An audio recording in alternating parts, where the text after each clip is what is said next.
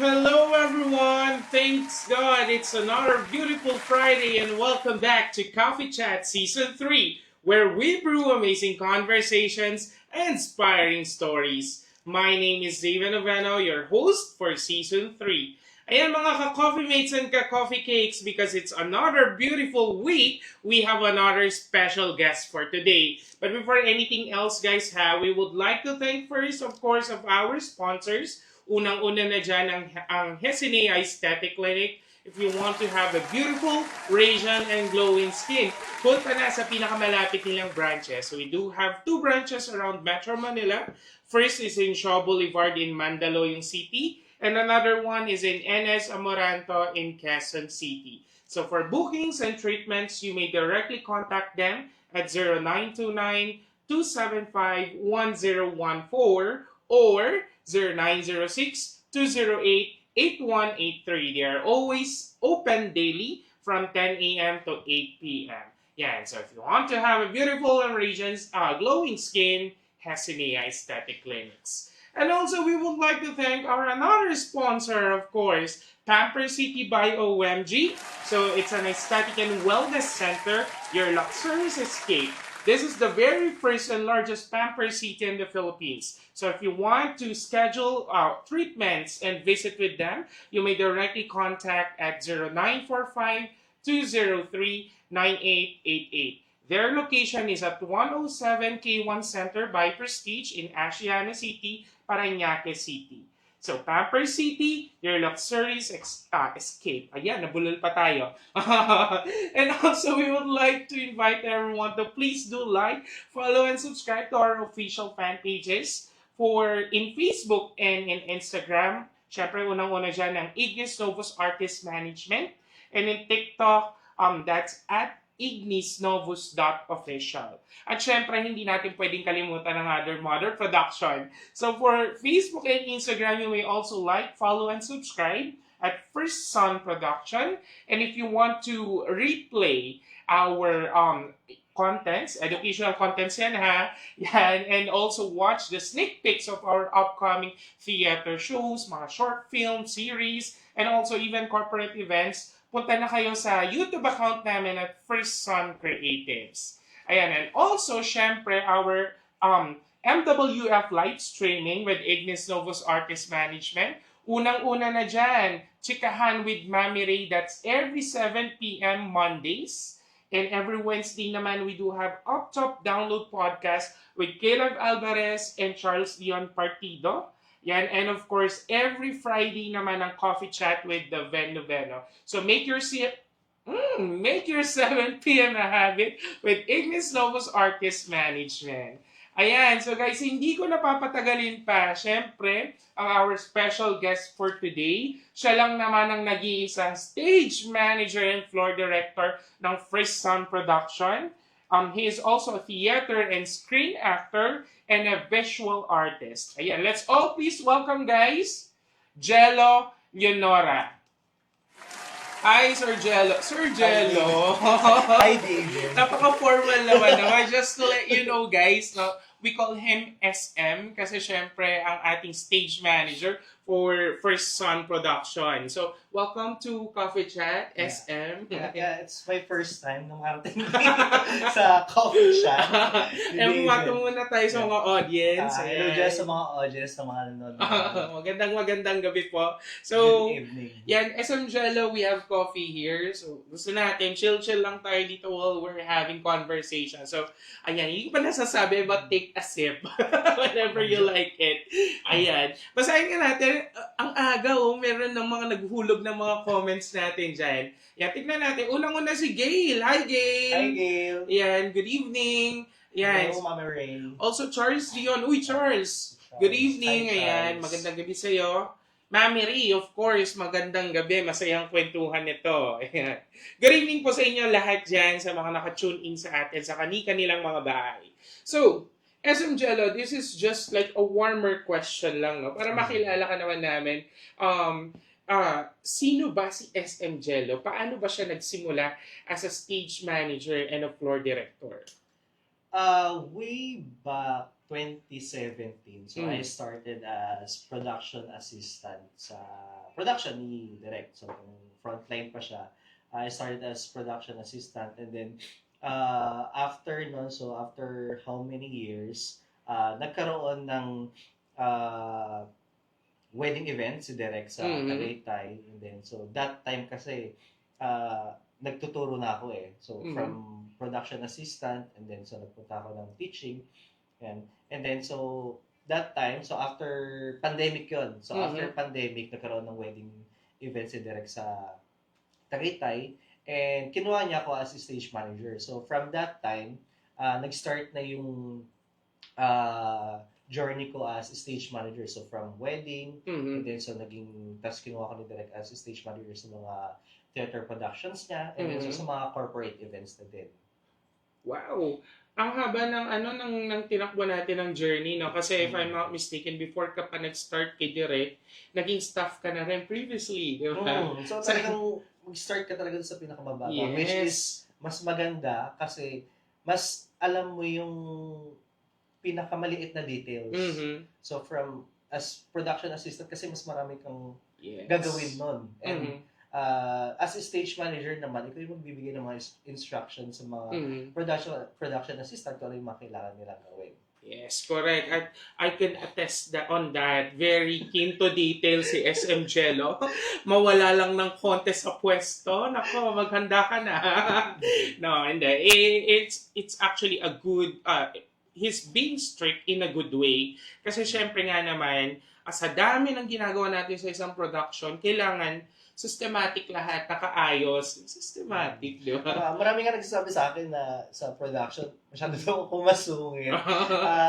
It's my attitude during the production kasi it's work eh. Yes. Siyempre, so kailangan kung ano yung na-establish yung kailangan gawin during the production, magawa siya. Kasi hindi mo kailangan magpabebe kapag nasa production ka eh. Correct. Kailangan laban-laban. Mm. Yes, kasi syempre yung stress kapag live, especially if it's a live event, di ba? Lalo na kapag live event, lalo yung mga corporate event. So, syempre, kapag nag-start na siya, kailangan smooth lang yung flow ng program. At bawal magkamali. Oo. Yan. Kasi, well, alam mo, I could attest to your skills kasi from the very time that I've started working with you, SM, no, lahat nagagawan talaga ng paraan. Yes. Isa yun sa natutunan ko as stage manager na kailangan mabilis kang mag-isip kung paano mo i-troubleshoot yung certain problem. So, lalo na kung live event yan. Yes. Kailangan, kapag nagkaroon ng problema, sa'yo pa lamang as stage manager, as floor director, baguhan mo na agad siya ng solusyon. Yes. Wag mo papaabot sa director mo na yung problema na hindi mo na solusyonan. Ipaparating mo lang yung problema sa director mo kapag yung wala ka na magawang solusyon at hindi mo na siya kayang solusyonan. Pero kapag sinabi mo sa kanya yung problema, dapat magbigay ka ng mga certain options or suggestions kung ano nga pwedeng gawin. Hay nako. Recently lang kasi may experience ako dyan. But anyways. Ayan. And talaga nga naman, no, it's really something that would make your mind na mag-isip ka kaagad. Kailangan kasi hindi po pwedeng ipasa mo pa yung stress. Kailangan sa'yo pa lang, gumagawa ka na ng solusyon. Very true yan. Lalo na kung live yung events natin, no? Kasi hindi po pwedeng nakatenga. Kailangan talaga merong kakaagad solusyon. Ayan. Dapat wala siyang dead air. Yes, so, correct. Dapat tuloy lang. Sige, maiba naman ako, SM Jello, no? Kasi later on, pag-uusapan pa natin yan, yung mga events, alam mo yan, yung pinaka-event na hindi mo kakalimutan, how you handle clients, mga ganyan. So, later on, pag-usapan natin yan. But I want to explore more as well, kasi kung hindi ako nagkakamali, no, nagkaroon ka ng isang part sa isang short film ni Direk, tama ba? And kung hindi ako nagkakamali, biglaan yung lahat ng yon. Isa yun sa, hindi ko rin makakalimutan na nangyari. Kasi that time, so, assistant director ako from that production. And then, third day na namin, may isang actor na bigla na message kay Direk na hindi makakarating. Kasi meron daw kailangan ayusin nagkaroon ng problema, emergency. So, habang nag-iisip sila, habang nag-brainstorming kami, nag-iisip kami kung sino pwede maging pumalit sa amin. So, habang iniisip namin yung mga tao na possible, and then dahil yung set namin is sa Tarlac pa, and yung most of the in-house actors ng artist management ay nasa Manila, naka-base, ay mahirapan kami magpadala ng actor. So, ang ginawa, habang nag-iisip, so, pumasok na agad sa isip ko, mukhang alam ko na kung sino pinipili itong mga to. So, nung una, hindi pa nila sinasabi or hindi pa sila nakapag-decide kung sino papalit dun sa actor. And then, so, later on, saka lang sinabi sa akin ni Direk na ako yung papalit dun sa actor. So, on the spot, binasa ko yung script and, memorize ko. And then, so, mabuti naman, fortunately na execute naman siya ng ayos. Maayos. Yun, and talaga naman very versatile, no? From AD, bigla ka mag-shift into an artist, di ba? Na itong pina-flash sa screen natin right now na picture, no? So, gusto ko lang malaman, SM, kasi you've known it parang on the same day, ilang minutes na lang iti-take na yung scene na yun or yung sequence na yun. Paano ka nag-ready? Maliban sa, syempre, pagkabisa ng script, pero paano ka nag-ready you as an artist nung time na yon? Hindi talaga ako nakapag-ready. Hindi talaga ako nakapag-ready that time. Buti na lang, dahil mahilig akong magmotor, ganyan. May mga dala akong suot. Kasi yung character doon is delivery rider. Buti na lang, meron akong dala-dalang long sleeve na minsan ginagamit ko sa pagmumotor, ganyan. Na, yun yung outfit ko that time. And then, so sa pagkakabisa naman ng script, totally, wala akong idea kung paano ko siya i-memorize. Pero, ano na lang siguro, tiwala sa sarili. Na maitatawid ko yung sitwasyon na yun. And fortunately nga, maganda yung kinalabasan. Well, actually, totoo naman yan. On the first place, kasi talagang lakasan lang ng loob eh, di ba? May mga pagkakataon kasi talaga na magugulat ka, ay, hala, turn of events, ikaw pala ang kailangang sumalang, di ba? So, kailangan talaga lakasan mo lang yung loob mo. And, syempre, you have to present kung anong meron ka talaga right now, di ba? Ganun lang naman siya eh. Ganun lang kasimple. Now, balik ako dun sa pagiging stage manager mo, no? I know this is some of your tasks that you are doing, no? Paano ka naman natuto na magkaroon ng, na mag-visual designs or maging visual artist? Nung high school pa lang, Okay. mahilig na ako sa arts. So, Mm-hmm. that time kasi, uh, nung high school, meron din kaming theater production, theater Okay. group. So, yung sa theater group namin, kami yung mga gumagawa ng mga costumes, Mm-hmm. mga props. And then, so nadala ko siya ngayon dito sa theater production ng First Son, Mm-hmm. wherein binigyan ako ng chance ni Derek na maggawa ng mga props ng isang show sa Mm-hmm. isang play ni Derek, which is yung Olympians. So, which is natuwa naman si Derek dun sa mga ginawa ko at nagandahan naman yung mga actors din sa Mm. ginawa. Ay, totoo naman talaga yan, no? Yung hinahabol natin yung mga... mga your honor, medyo guilty ako dyan kasi syempre kapag medyo busy na ang lahat, no, kailangan nating tumulong, di ba? So, ay talaga naman kapag usapang props yan, pag SM Jello, pulido talaga yan. Yun yung masasabi ko. Ayan, SM, tignan natin kasi meron daw mga comments sa ating comment sections. Basahin natin. So, from Lira, Angeline Reyes, hello, good evening. Good evening Hello, sa inyo. Lyra. Diyan kayo sa ayan, correct. Sabi ni Mami Ray, mahigpit yan at masungit yan sobra. Pero after work naman, back to pagiging jello na ulit. Ay, totoo po yan. No? Hindi na masyado. Talaga ba? Hindi, joke lang. Ano yan, ganun naman talaga. Part naman talaga kasi ng trabaho yun. Di ba? Pag trabaho, trabaho. Ayan.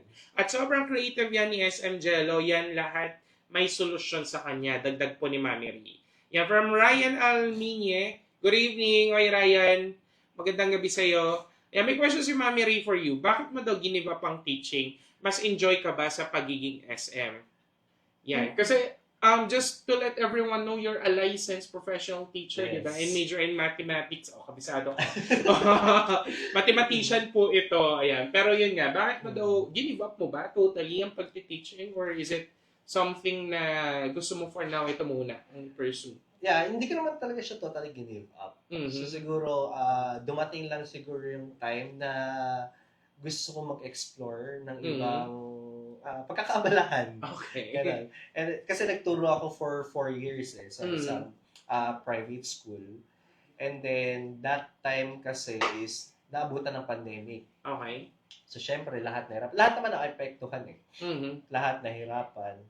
Pero, sa pagtuturo naman, na-enjoy ko naman siya. Mhm. Though may mga hirap na dinaranas. Pero, iba kasi yung sa teaching and kapag nasa labas ka ng teaching eh. Mhm. Kapag nasa teaching kasi usually, normally, routinary yung nangyayari sa araw mo.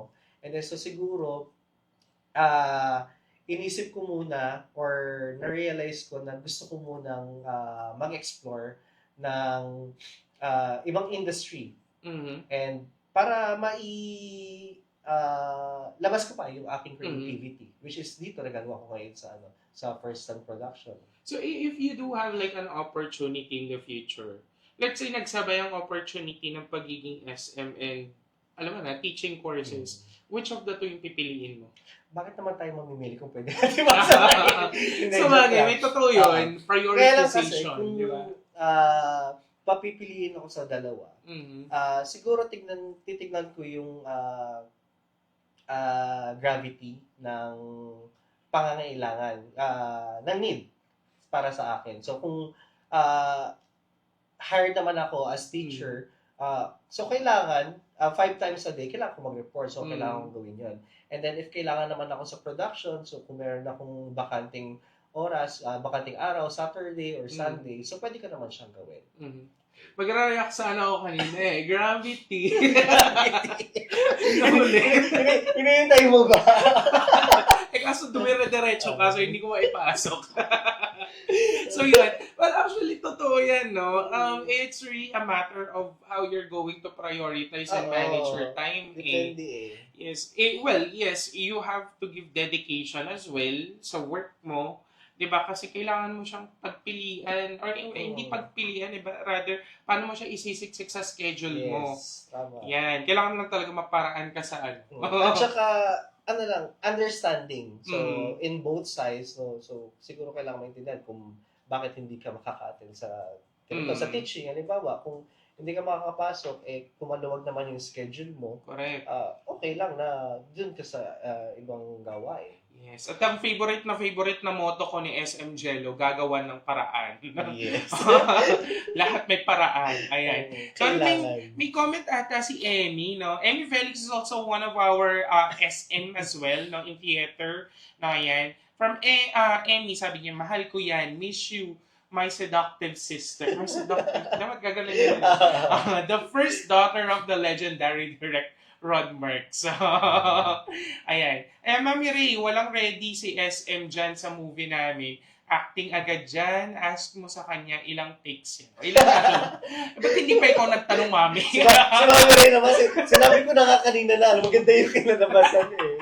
Pero kasi, that time kasi, may surprise. Kasi habang nagsushoot kami sa Tarlac noon, ay birthday din ni Derek. So, nataon na birthday ni Derek. So, nag-iisip ang lahat ng paraan kung paano namin isusurprise si Derek. Okay. So, dahil wala na kami maiisip, sabi natin, okay, sige. Ganito gawin natin. So, bigyan lang natin ng konting inis si Derek. Na ang ginawa namin is, pinaulit yung scene ko. So, kasi di ba sa film, at saka, sa film, kailangan hindi ka lumampas ng mga, may rule tayo na dapat hindi ka lumampas ng mga 3 takes, ganyan. Ako that time, umabot ng 11 or 13 takes.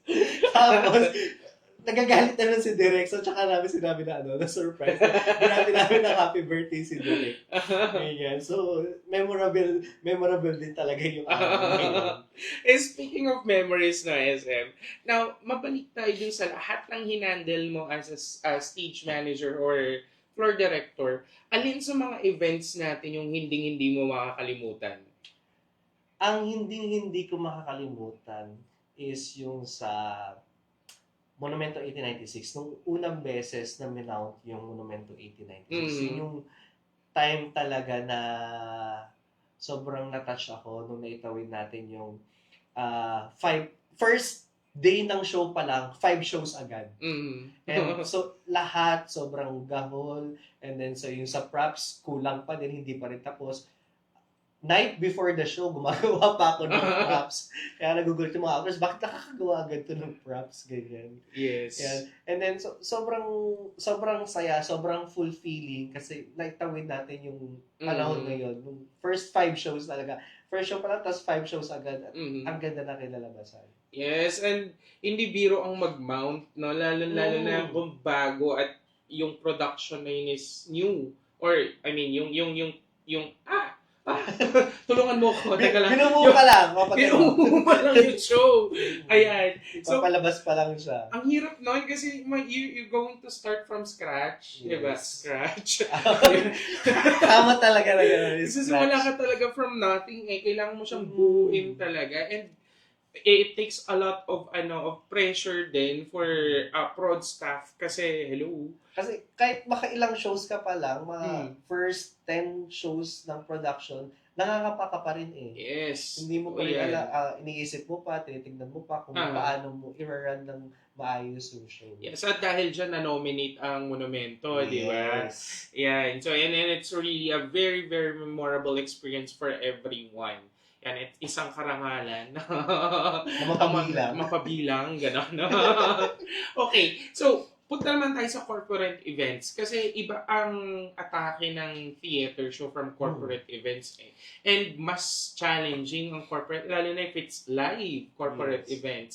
So SM, ito naman, medyo intriguing tong question na to, no? Okay. Ano yung show or corporate event na pinaka nahirapan kang i-handle at bakit? Ang pinaka nahirapan akong i-handle, siguro hindi as stage manager. Mm. Hindi. Siguro tama. Naging stage manager din ako that time. Mm. Ang pinakamahirap sa akin is yung sa 5th year anniversary ng Micaela. Mm. Last, way back 2017. Mm. Yan. Kaya siya sobrang hirap kasi open event siya. Mm. And then, ang guest pa namin that time, ang guest namin that time si Sarah Geronimo. So Okay. talagang, in that time, talagang boom na boom si Sarah Geronimo. Yes. And lahat ng tao dumagsa nun sa venue. Mm. So, yung intercom namin, yung concept namin, nawala ng signal. Okay. Which is sobrang hirap kasi nasa stage ako. And then yung director namin nasa tech booth. Mm. So, yung instruction ni direct, wala kaming kahit anong Napuputol. nasusunod. Oo, kasi Okay? So, during that time, kailangan lang talaga namin mag-rely sa program. So, kung ano yung napag-meetingan namin, napagplanuhan namin, kailangan namin i-follow yung program. So, kailangan namin siyang itawid. And then, kaya rin siya sa pinaka-naging memorable ko ng event. Kasi yun ako pinagalitan ni Direk. Kasi, yung fishbowl na which is kung sa kabubunot ng raffle, ay binigay ko dun sa host. So, hawak-hawak siya ng host dito. Ganyan. Binigay ko, inabot ko lang. Tapos umalis na ako dun sa stage. So, galit na galit sa akin ng si Direk. Sabi, bakit mo binigay sa host yung bowl? Ganyan. So, ang pangit tignan. So, which is na-realize ko, pangit talaga. Ganyan. So, yun yung pinakaunang time talaga na pinagalitan ako ng Direk. Tapos tumatak sa akin, which is, nakatulong din sa akin na sa mga susunod na events, kailangan I do good, I do better. Yes, actually, yun yung next question ko. Kasi sa totoo lang, ang hirap magkaroon ng isang live event na wala kayong comms. Yes. No, kasi yung command mo, malayo sa iyo eh. And kung ganun yung experience, kailangan ikaw mismo mag-decide, di ba? Yes. Paano naman nakatulong yun sa mga susunod mo na shows or mga events na hinandle mo? Siguro is mag-stick lang talaga sa program. Yun yung pinaka natutunan ko. And isa pa doon is kailangan mong mag-isip na mabilis. So kapag nagkaroon ng problema and then kailangan nasa kayo pa lang, solusyonan mo na agad. Senyas, no? Oy, cut yun. Pasok ko. Ayan. Well, totoo yun kasi tumutulong din naman ako with live events and experience-wise talaga ang hirap kapag walang communication. Kasi hindi mo alam go na ba, papasok. Di ba? Kailangan talaga may comms. And it's really one thing na it would really help the production kapag available yung communication equipment natin. Ayan. Now, kasi ang dami natin na pagkwentuhan, no? From being stage manager to director of the floor. Yeah, tama ba? Floor director. Well, tama naman. Floor director. Ayan. Tapos, sa mga theater and series plays natin. SM, ito question ko, anong inspiration mo why you're keep on doing this? Syempre, number one, para sa family ko. Para masabi ko na may ginagawa ko sa buhay. Para sa kanila. And parang ganun. So, it's really more of sa family, no? Oo. Kasi syempre nga naman, maliban doon sa walang magawa sa buhay. Iba pa rin kasi talaga kapag meron kang outputs, no? Yan. And itong output mo na to, ialay mo as an inspiration to your family. And that's really something na nakaka-proud of. Yes. Diba? Ayan. So, sabi ni Mami Marie, sa lahat ng ginawa mong corpse ang kanahirapan, Crops. Ay, Crops. Ano? Crops? Nagtanim ka ba? Nag-joke lang. Baka props to. Props. Ayan. Sa crops. Ang pinaka nahirapan ako, siguro, ba ako nahihirapan? Pero feeling ko madali lahat kay Yesel kasi. Yun nga yun. Hindi, pinaka-nahihirapan siguro ako is yung ah, sa paggagawa na lang. Mhm. So, though, hindi ko naman sinabi lahat madali siya. Lahat naman siya mahirap. Ang Yes. pinakamahirap lang sa paggagawa ng props is yung kapag halimbawa, limited na yung time mo. So, kapag nagka-cram ka na, and palapit na palapit yung the day of the show, hindi na pa rin tapos sa props na ginagawa mo, pinapagaling ka na ng director mo, and which is nakakatulong din sa akin. Kasi the more na nagka-cram ako, the more na marami ako naiisip kung paano ko pagagandahin yung props. Exactly. No? And it would take time, Take note guys, it would take time. Kasi yung paggawa lang ng isang props, yung nga lang maskara dun sa isang play natin, di ba? Yes. Yung kailangan hulmado yung mukha talaga dun sa, it will really take time and dedication. Ayan, from Karina. Uy, Karina! Hello Hi, from Karina. China. Ay, nakaabot ako. Miss you, boy. Miss you. Miss you too, I miss you, Karina. Ayan, well, mabalik tayo, no? What is your biggest challenge naman or hardship na na-encounter? Mapakorp man yan or theater event or shooting or ano yung hardest or the biggest challenge so far that you have encountered? Biggest challenge siguro sa akin that time na nawalan ako ng trabaho. Okay. Kasi nagsabay-sabay siya eh. Dahil nga from teaching, so nag-transition ako into production. And then so, it's reality naman talaga sa production. Hindi naman araw-araw. Meron kang events, meron kang shows. So, may mga panahon na wala kayong ginagawa. So, kapag wala kang ginagawa, wala kang income. Yes. And then, that time din kasi, nag-start ako mag-freelancing.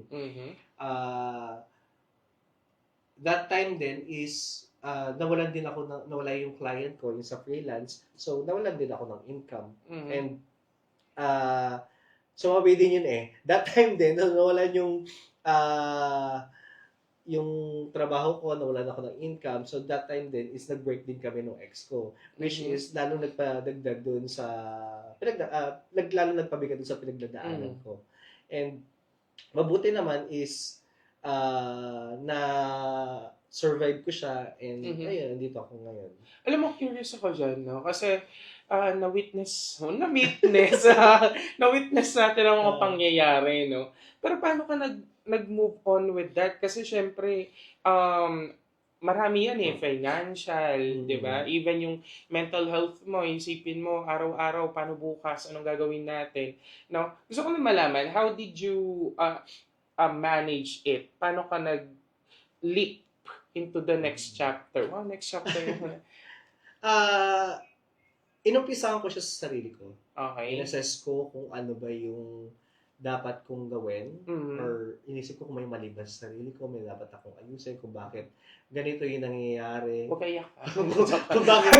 Pero hindi ako umiyak. In-allergy lang ako kaya parang ako sinisip ko. Hindi ako umiyak. In-assess ko yung sarili ko kung ano ba yung mali sa akin, kung bakit nangyayari yung mga problemang yun. And then, so, na-realize ko is nawalan ako ng pagpapahalaga sa sarili ko. Which is, yun yung finocus ko nung mga first months after that situation. And then, so nung okay na ako, na feeling ko kaya ko nang i-let go. And then, so, ang sinunod kong inayos nun is yung problem ko with my ex. So, ang ginawa ko is, inayos ko, huminga ako ng closure sa kanya kung paano namin tatapos yung relationship namin. Kasi isa rin yun sa nakakadagdag eh, para mabigatin yung loob ko. Okay? Dahil dinadala ko ngayon problema namin. So, nagkaroon kami ng closure. And, which is nakatulong din talaga siya para maka-move on pa. And then, so after that is, naghanap ako ng panibagong work. Nag-try ako sa mga corporate jobs, like nag-try ako sa call center. So, that time, so naghanap ako ng mga ma-applyan is na-reject ako. So, hindi ako natatanggap. Which is, naging problema din sa akin yun kasi iniisip ko kung ano yung problema. Bakit hindi ako matanggap, ma-hire. And then, so, nag-try pa rin naman ako na mag-apply. And then, so, suddenly, nag-message sa akin yung best friend ko, si Abe.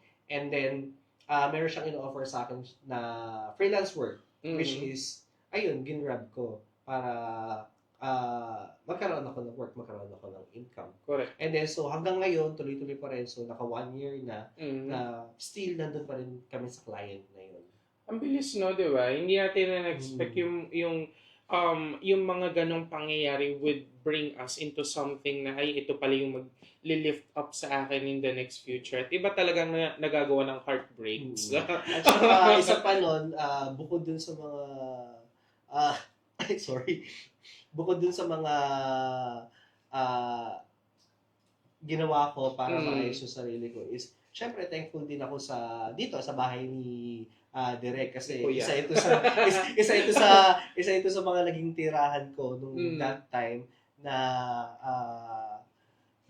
walang-wala ako. And then, so, adjust si Direk para tumulong. And then, so, 10 years from now, SM, nakikita mo pa rin ba yung sarili mo that you're still pursuing what you have started as a stage manager?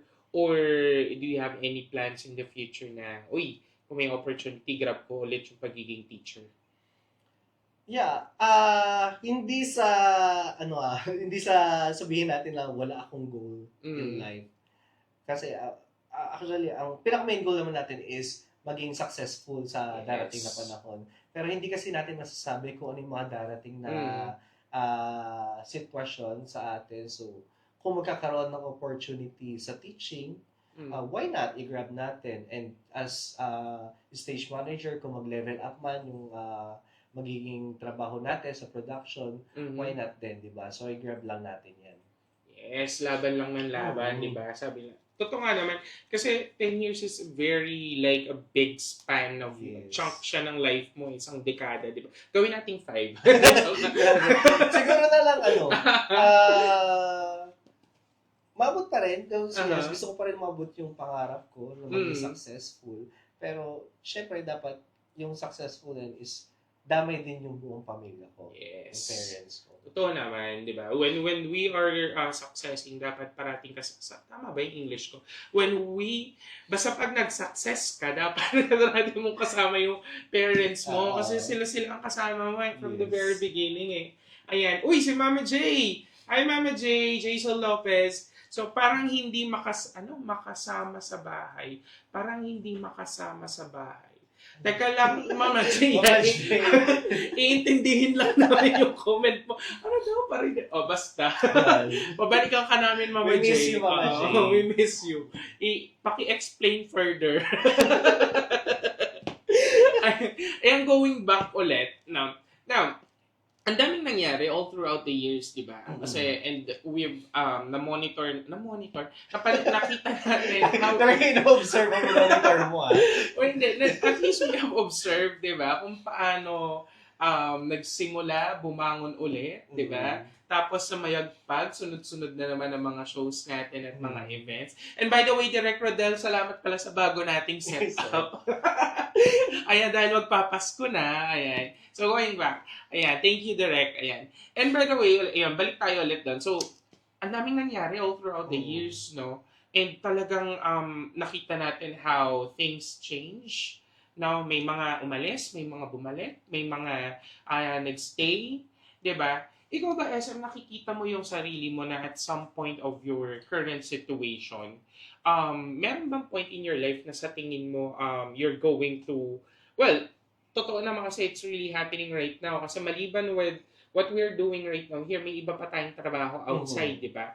But do you see yourself ba na like parang, wait lang, parang kailangan ko mag-change ng career right now?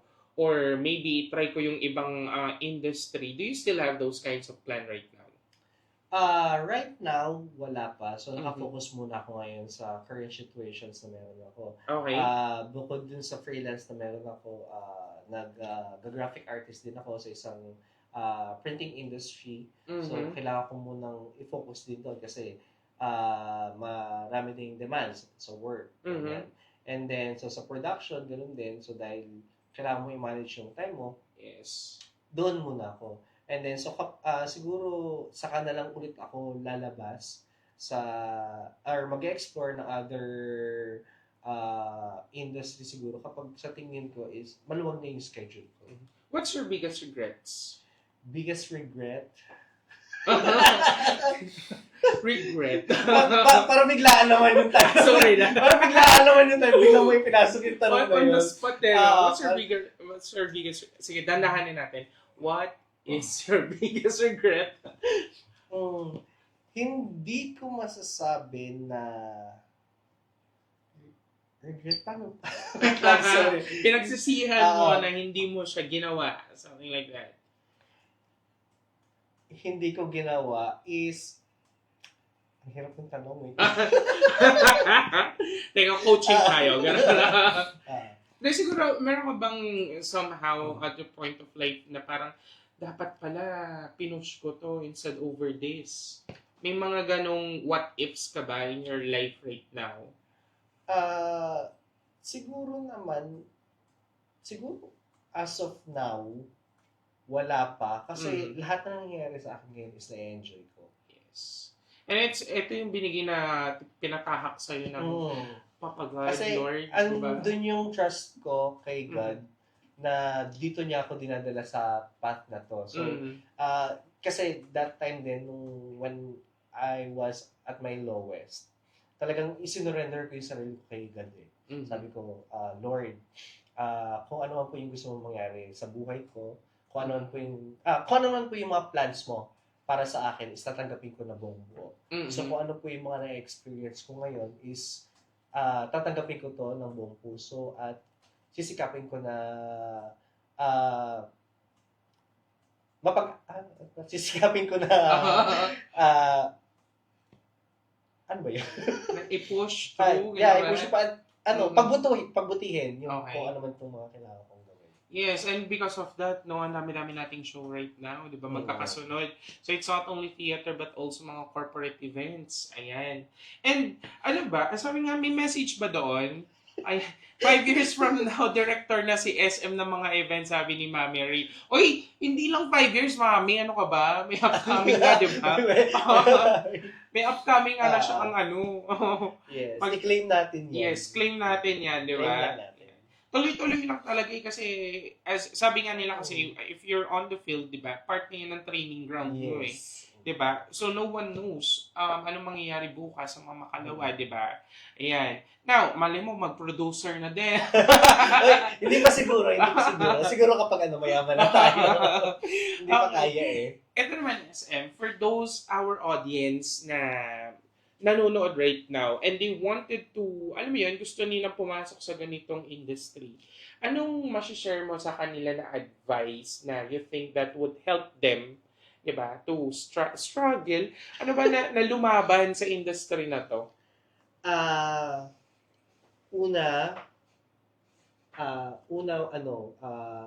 Hindi ka dapat balat sibuyas. Kasi lahat ng masasakit na salita ay maririnig mo during the event. Hindi lang sa production, kundi na rin sa side ng client. Ganyan. So, kahit anong mangyari, kung maganda man yung kinalabasan ng event or pangit yung kinalabasan ng event, may marinig ka na masasakit na salita. Yes. So, marinig mo lang naman yung mga salita during that time. So, after that event, wala na eh. Tapos na yun. So, history na lang yung part of the history na lang yun. At pagdating ng araw, pagtatawanan mo na lang yan. At isa pa, so hindi ka dapat maarte. Kasi, kailangan, kung magkaroon ng problema, so kung halimbawa, kailangan mong lumusong sa baka, kailangan mong lumusong sa baka, para, itawid niyo yung event. Correct. Diba, ay, very totoo yan. Bawal ang balat sibuyas. Yung after talaga ng event, magtatawanan na lang kayo kasi na-bonchak ka na naman. Kasi mangyayari talaga siya eh. Kahit na pinlano nyo na smooth yung program ninyo at magkaroon ng problema at mapagalitan ka, magalit sa iyo yung client, ganyan. May masasabi sila eh. So, okay lang mo na lang tanggapin yun. Totoo. Mag-move on na lang and then do better sa susunod na mga event. Correct, tama yun eh. Papasukin mo lang sa kabila, tapos palabasin mo lang sa kabila. And don't let the words affect you, di ba? Yes. Sabi nga nila, words kasi are very powerful eh. Totoo naman Mm. kasi yan, may pangil talaga ang words. At nakakasakit siya ng damdamin. Pero kasi in this kind of industry, bawal yung ganyan, yung Yes. sobrang talaga. sensitive. So, kung sensitive ka, hindi ka talaga tatagal. At kung mareklamo ka, okay. Yes. Wala. At saka, very important siguro rin na natutunan ko, ito personally sa akin Mm. naman to, whenever you had a bad experience in a live event, kailangan humanap ka ng ka-vibes mo para at the end of the show, pagkwentuhan nyo, tawanan nyo lang after, di ba? Kasi kung kikimkimin mo siya, Diyos ko, day. Sasama lang talaga loob mo. And then lastly, so kailangan talaga mabilis ka mag-isip. Yes. Kasi bukod sa mga other stops, other production stops, ikaw ang pinaka-inaasahan ng director eh. Correct. Dahil ikaw yung right hand niya during the event. So kung ano man yung makaligtaan niya gawin, kailangan ikaw ang gumawa nun. Curious ako, SM, no? Hindi ko alam if this is something, a question na pwede mo siyang sagutin. Kasi it's more about skill to eh.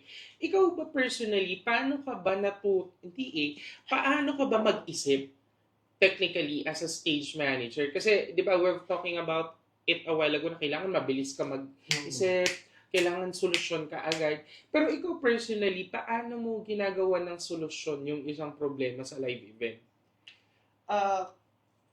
Siguro kailangan lahat naka-align dun sa or angkop lahat dun sa certain na problema. So, kapag halimbawa is yung nagkaroon ng problema sa like ano ba, meron na isang situation nun, halimbawa yung sa ano ba, wait lang. Problem. Nag-isip ako na na isang pangyayari na kailangan like parang you're one step ahead parati. Yes, tama. Dapat one step ahead ka and kailangan hindi lang plan B ang meron ka. Yan. So kapag nagkaroon ng problema, hindi lang dapat plan B meron ka. May plan C, plan D, plan Z. Hanggang Z. Kailangan lahat ng possible na solutions, magawa mo muna. Totoo yan. Ganyan. So hanggang ma-resolve mo siya at kung hindi mo na talaga kaya, doon ka na magsisik ng help from help ng tulong. Tulong ng iba. Ganyan. So para masolusyonan yung problema. Alam mo, and it's very good, no? Kasi dito sa ganitong industry, we're teaching us ourselves kung paano gumawa ng solusyon. Kasi maliban dito na magagamit mo yun sa outside world. 'Di ba? Sa ibang industriya, like even siguro sa akin as a nurse, no, naiisipan mo siya kaagad ng solusyon eh. Kailangan talaga ganun tayo sa buhay, no? Sa lahat naman sa lahat ng aspeto ng buhay, so kailangan talaga may solusyon ka. At kung wala kang solusyon, hindi hayaan mo na. Hayaan mo na lang. It will get resolved by itself. Ganun ba yun? May problema, okay, dyan ka lang. At huwag mong problemahin ang problema kasi lalo kang mamumroblema. Yes, isa pa yun. Yeah. So kung wala kang solusyon, huwag mo siyang problemahin, huwag mo nang dalhin masyado yung problema. Ipagpaliban mo na lang muna siya, balikan mo na lang kapag nakaisip pag meron ng solusyon. Totoo yan. Sorry, Peter, meron pa ba tayong comments sa ating comment section? Ayan. Sabi ni Mami Ray, correct, hindi pwedeng balat sibuyas sa event. Si kung masisigawan ka or mapapagalitan, part yun eh. Pero after event, wala na yun. Very totoo naman kasi talaga eh. Ngayon yung sasabi natin, pagtawanan nyo na lang. Yan nga. Yung kagaya kwento ko napagalitan, yung first time ako napagalitan ni Direk, talaga, dinamdam ko yun. And then, so na-realize ko later on, wala. During the event lang yun. Yes. So next time, kung mapagalitan ako, okay, acknowledge na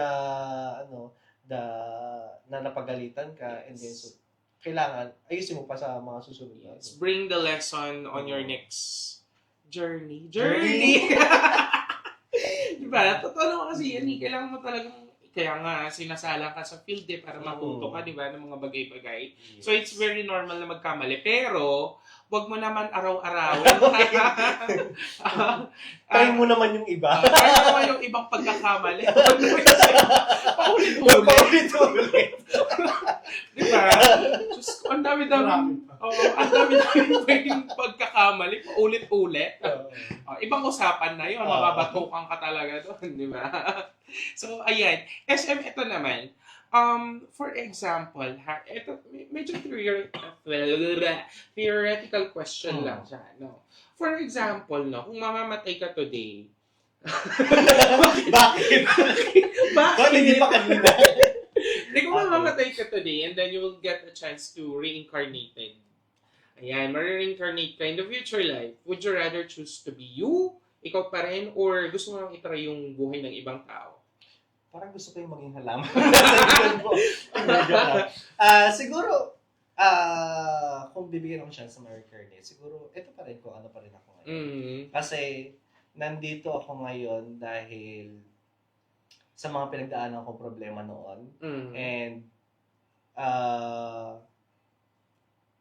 dahil, ako na ito eh. Ako na-establish ko na yung sarili ko. Kung ano ko ngayon is because of the things na nangyari sa akin sa mga problemang pinagdaanan ko. At sa lahat ng mga natutunan ko sa problema yun. Sa mga pagsubok.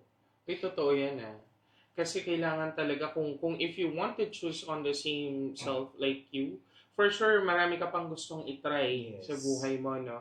And kumbaga, yung experiences na matututunan mo yung learnings, di ba? It's still different kasi if ma-experience mo siya sa sarili mo, di ba? SM, if you have a message for your current self right now, ano yung message na gusto mong sabihin para sa sarili mo? Keep going. Tuldok? Keep going. So stay curious. Because curiosity kills. Curiosity kills the cat. Curiosity kills the cat. Hindi. Keep going dahil gusto mong maging successful at hindi mo pa nararating yung point na yon is still gumawa ka pa rin ng mga steps, big steps, para mapagtagumpayan mo yung buhay mo. Wow! Ang ganda nun. Keep going. Keep going. Ang haba nang sinabi, keep going lang naalala. Pero totoo yun you have to make sure na patuloy lang ganyan talaga ang buhay. Ganyan talaga ang buhay. And doon mo ma-experience lahat. Sabi nga nila, di ba, experience is still the best teacher at the end of the day. So, you just keep going. Marami mang opportunities na dumating. Magkaroon ng malalaking problema. Diretso lang. Diretso lang ang buhay. Tuloy lang ang buhay. Yes. Hanggat hindi ka natitigil. Very true. Ayan, Peter, meron pa ba tayong comments sa ating comment sections? Yan, ako nga lang laging napapagalitan Hehe, Mami Ray. Mami Ray, gusto mo bang... joke lang. So, anyways, guys, now, ito naman, for example naman, now, we're talking about your current self. Ito na yun para sa sarili mo, no, you just keep pushing and pushing. How about to 10 years old version of you? Ano man ang gusto mo sabihin sa kanya? To my 10 years old self, diyan ka na lang, maraming problema dito. Hindi. Hindi, kagaya na sinabi ko kanina, stay curious. Kasi, because of curiosity, doon ko na-build yung sarili ko. Na, because of curiosity, is, mabilis ako mag-isip ng solusyon sa certain problem. Mabilis ako mag-troubleshoot ng problema. Because, dahil, alam ko na kung paano gagawin dito sa mga bagay na to, or kahit hindi ko pa alam na ito yung magiging outcome, still, I tried na gamitin itong solusyon na to sa problema para maayos yun. And then, nagiging maganda naman yung mga outcomes. Ang ganda, no? Ang ganda ng messaging, no? You have to stay curious. Take note ko yan today. You have to stay curious. Kailangan talaga, like, hindi mawala yung flame? yung urge mo to learn To more. learn more. Kasi doon ka rin matututo eh. Correct. Diba? Kasi paano mo matututunan kung... Hindi mo susubukan. Yes, Diba? exactly. At nasigawan ka lang ng isang beses, parang ayaw mo na. Ayaw mo na, suko ka na. That's, Diba? kailangan talaga keep going. Tapos, ano yung isa? Stay curious. Stay curious. Ayan. Because curiosity Kills the cat. Okay. Sabi ito naman, siguro would be my last question for you, no? If you have read or nakabasa ka ng book or maybe you have watched a movie recently, anong movie yon and what's your favorite line na would describe your current life? Honestly, hindi ako mahilig magbasa ng books. Uh-huh. At saka, hindi rin ako masyadong nanonood ng mga films. Siguro, kung meron man akong principle na sinusunod ngayon is, siguro yung lagi ko pinapakinggan sa podcast, yung all about stoicism. Wow. Okay. Spell mo muna, teka na, stoicism. Balik tayo na sa question. Okay. Napakahirap naman Stoicism, kasi. which is, dito kasi tinuturuan kung paano maging resilient yung isang tao in your own self. Wow. Okay. Resilient. Yes. Wherein, ang pinaka-tumatak sa akin dito is, you have to live yourself accepting the things that you cannot control. Ibig sabihin nun is, may mga bagay na darating or may mga bagay tayong kayang kontrolin at hindi kayang kontrolin. Exactly. Okay, example na kaya natin kontrolin is yung sarili natin, yung ating sariling emotion. And yung mga bagay na hindi natin kayang kontrolin is yung mga, halimbawa, yung mga sinasabi ng ibang tao. Kasi kahit anong gawin natin, kahit anong mangyari sa buhay natin, may masasabi yung ibang tao sa atin. Totoo yan. And wala tayong control doon. Kung ano man yung nakikita nila sa atin, yun yung naiisip nila. At hindi naman nila alam kung ano yung buong kwento sa buhay natin. Ang tangi may control lang tayo is yung sarili natin. Kung paano tayo mag-react sa mga sinasabi nila. Kung sa sarili natin hindi naman totoo yung sinasabi ng mga tao, is huwag mo nalang pansinin, hayaan mo sila. And ikaw naman sa sarili mo, kung alam mo na nasa tama ka, ipagpatuloy mo na kung ano yung ginagawa mo. Correct. Teka lang tatantos ako. Tatlo na yon. So yung una, ano yung una? Keep going. Keep going. Yan, sumunod yung curiosity. Pangatlo, stoicism. Ay, pag na-spell mo yung perfect ka.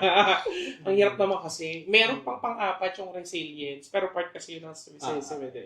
Very good. No? Ang dami nating natututunan today, no, na hindi usually lumalabas sa pang-araw-araw natin na buhay. No? But then again, guys, that actually concludes our interview with SM Jello for tonight. But before anything else, before tayo mag-end, we would like to again thank our sponsors, no, Hesenia Aesthetic Clinics. If you want to have a beautiful and glowing radiant skin, punta na sa pinakamalapit nating branches. So we have 2 branches around Metro Manila. First is in Shaw Boulevard in Mandaluyong City, and another one is in NS Amoranto in QC. So for bookings and reservations, the numbers are flashed on the screen. Ayan, you may directly contact them. They are open daily from 10 a.m. to 8 p.m. And of course, we also wanted to thank, ano na nga yun?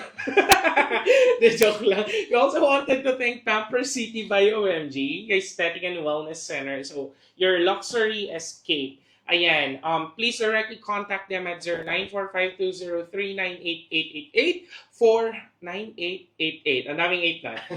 For bookings and reservations. Again, their clinic is at 107 K1 Center by Prestige in Asiana City in Parañaque City.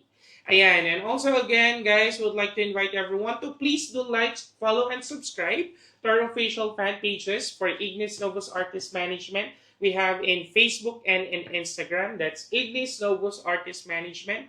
And in TikTok, that's at ignisnovus.official.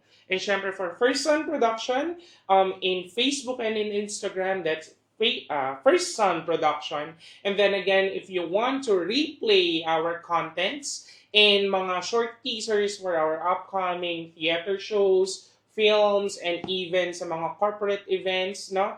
You may follow us in YouTube at First Sun Creatives. And syempre, hindi papahuli dyan ang ating live streaming with Ignis Silvos Artist Management. That's Mondays, Wednesdays, and Fridays at 7 p.m. So make it a habit. Every Monday, we have Chikahan with Mami Ray. And every Wednesday naman, that's Up Top Download Podcast. Every Wednesday yan. And of course, every Fridays, we have Coffee Chat with the Ven Noveno. So make Ignis Novus Artist Management, a daily habit. Hindi man daily, MWF lang tayo. MWF a habit, alright? And stay connected with us. Right, so SM Jello, this time I'm going to give the floor for you. Saan ka ba namin pwedeng makontak? Saan ka ba namin pwedeng i-follow on your social media account? So the floor is yours. You can follow me on Facebook and Instagram at i.m.jealous. Yan. So yun lang.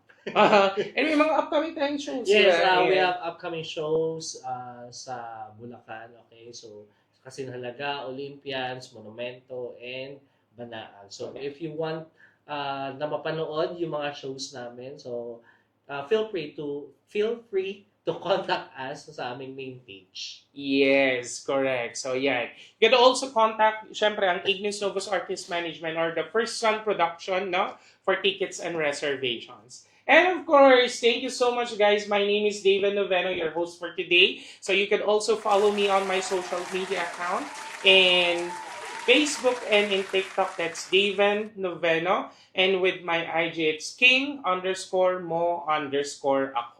Ayan, it's another beautiful episode that we have completed for today. Pero hindi doon nagtatapos ang ating kwentuhan every week. So, parati lang namin sinasabi sa inyo, life is just a cup of coffee. You have to taste it for you to enjoy it. So, we'll see you again next week. Same time, same day, for another special guest. Thank you so much, guys, and Happy New Year and Merry Christmas in advance. Bye!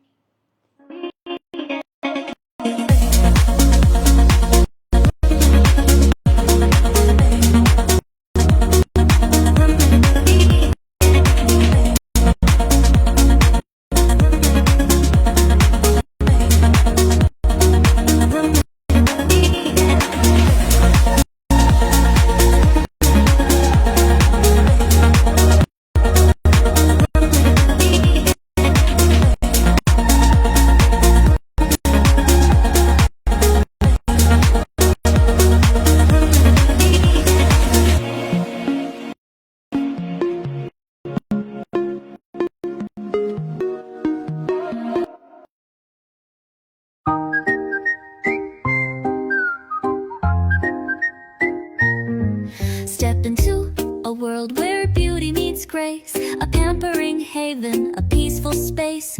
From head to toe, even dental, we've got it all. Elegance and confidence, feeling tall. Hair services that bring out your light.